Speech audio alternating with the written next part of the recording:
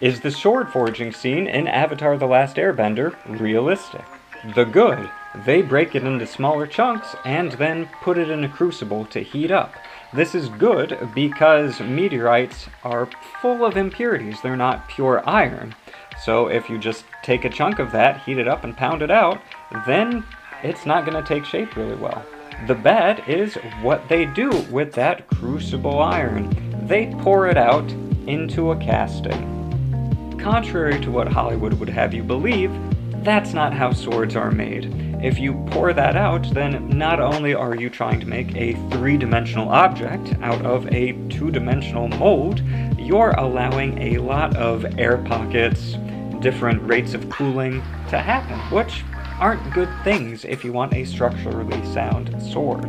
Now, we did do this with bronze, but that was usually a three-dimensional mold. And in the very next scene, they are hammering the blade into shape.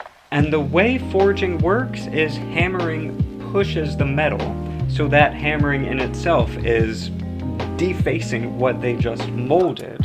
But in order to make that two-dimensional mold a 3D sword, they would have to grind some things, so I think that might be what they're going for.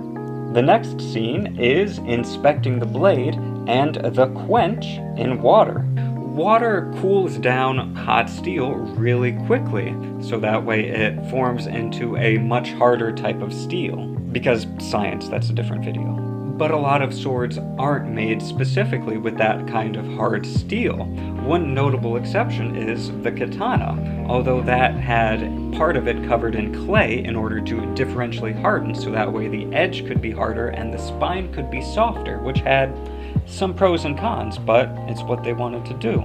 They did not use clay in Avatar, which leads to a 100% hard steel sword, which Japan also did this for their incredibly cheap budget blades. So in short, I'm not sure how good of a blade Sokka's meteorite blade is. They could have done things a lot better.